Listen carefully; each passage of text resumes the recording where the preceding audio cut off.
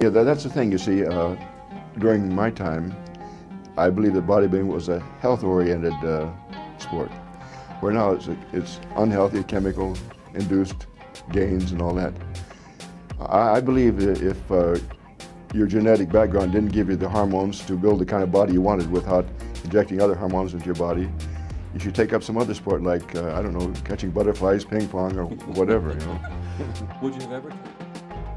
Hi, this is your masked trainer, Natural Bodybuilding for Any Pocket. Today we'll be talking about natural and hardcore bodybuilding. Let's see it. Vocabulary: exogenous, introduced from or produced outside the organism or system. Endogenous, produced or synthesized within the organism or system.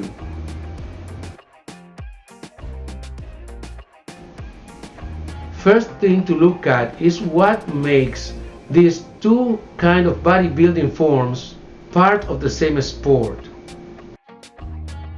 What do they have in common?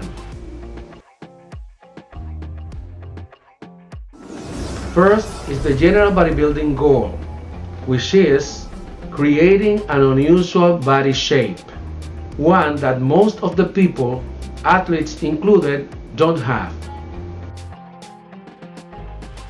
Second, having an amount of health which allows people to go on with this lifestyle.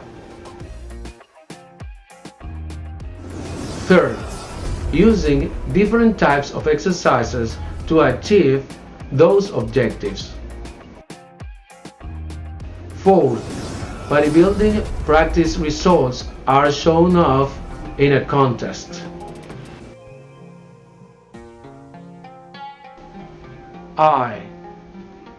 In spite of what different people and influencers may say about what is being a natural or hardcore bodybuilder, according to their criteria and thoughts, the reality is that this sport is already defined and it has its own rules, placing its practitioners in one side or the other.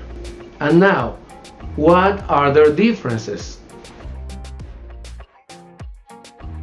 The main differences between natural and hardcore or chemical bodybuilding are their specific timely objectives and ways to achieve them.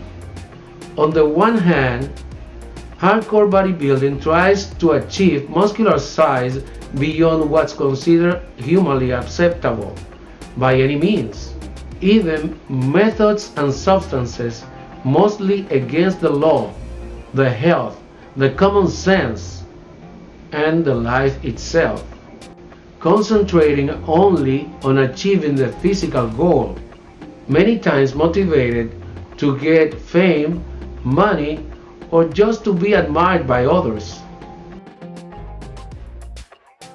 On the other hand, in natural bodybuilding, the objective is achieving a figure, a physical appearance at its best, with measurements called aesthetic, keeping health unaltered or even enhancing it within the process. And so, we can see why natural bodybuilders see what's done by hardcore bodybuilders as madness. Determining limits. One of the worst confusion we find among people who don't go to the gym, and many goers too, is the one about medicine, supplements, steroids, and drugs in general. Even so, we'll let this subject for one of our next videos to see it in more details. Now we are going to pay attention in the more clearer line separating these two kinds of bodybuilding. Hormones. talking about the human body, we can divide hormones in two big groups. 1. Exogenous. Substances that, being hormones, already are introduced to one's body using means like liquids, pills, tablets, caplets, capsules, injections, creams, or patches, and so on. Number 2. Endogenous. Hormones created within the body itself from the material available to it, using its own glands. We call this endocrine system. I. Not every substance created by the gland is a hormone. Remember, sweat is produced by the sweat glands, and sweat isn't a hormone. Likewise, not every substance introduced to our bodies from the outside is a steroid or a drug. Think, injected B complex isn't a steroid but a vitamin. How does human body create a hormone? In order to create any hormone, our bodies put together DHEA, water, vitamins, minerals, enzymes, and other substances, taking cholesterol, fat, oil as a base, in different proportions as required. Let's see an example.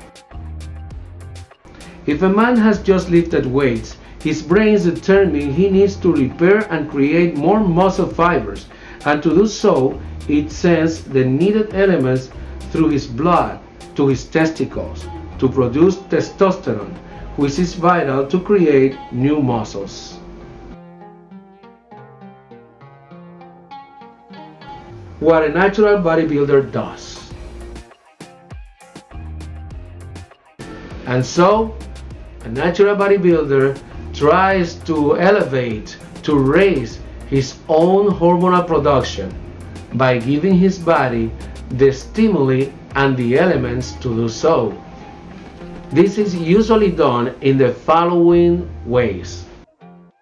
1. With everyday food, the meals. 2. With food we can't get for one reason or another in the area one lives in, or in the amount or quality needed. These we call supplements. Let's give an example. Someone living in the city is aware maca raises testosterone, so to get some, he or she must send for it to the country. 3. With food substrates, concentrates and extracts, herbs and other sources which can be given as powder, liquid, tablets, and more, that are also called supplements. Knowing this, we can say any bodybuilder using exogenous hormones administered by anybody, doctors or no, and by any means, liquid, injected or no, is no more a natural bodybuilder. Those bodybuilders are called natty, and thus becoming a hardcore one, what's also called an enhanced athlete in gym slang. Well, this is just the tip of the iceberg. That's why we'll be talking about it again in the future, from other perspectives, of course. Your masked trainer wishes you the best. Now, our shout-outs. Carlos Ariel, Manuel Rios, Jacob Lefkowitz, Jorge Alberto Rivera Escobar, Juan Carlos Ramírez Alvira, South Manfred, Mr. Garcelo, Julio Cubas,